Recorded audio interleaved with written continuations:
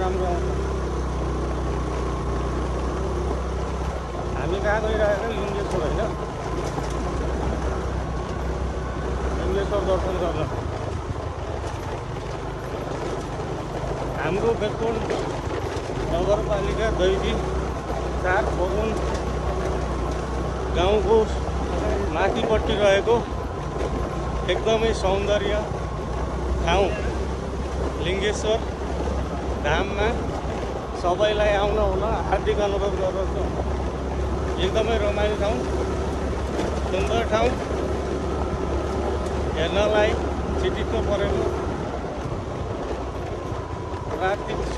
प्राकृतिक सौन्दर्यले भरिएको ठाउँ।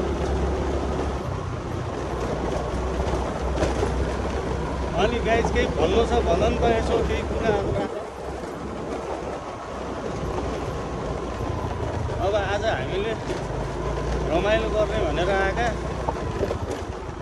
आज बिदाको दिन समयलाई सदुपयोग गरिरहेछौँ। त्यो केमा होला, ढुङ्गा छ तलदेखि त पिच छ होइन, अलिकति अब लगभग 1.5-2 किलोमिटर जति हाम्रो पछि बाटो पर्छ यहाँ पुग्नुन्जेल ग्राभल रोड। जुनसुकै गाडीमा पनि आउन सक्छौँ हामी, सानो खुच्चे गाडी लिए पनि आउन सकिन्छ, उकालो छैन, समतल बाटोबाट पनि हिँड्न सकिन्छ। तर बाटो अप्ठ्यारो, ग्राभल भयो भने त्यस्तो अप्ठ्यारो छैन।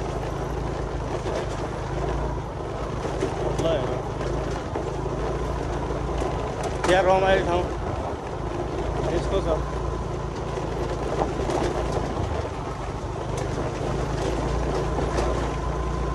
हामीलाई हरिद्वार त सबैले थाहा छ, तर लिङ्गेश्वर धाम कसैलाई पनि थाहा छैन।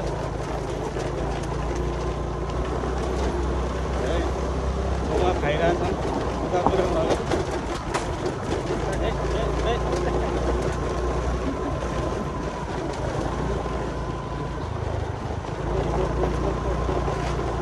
धेरै मान्छे आएर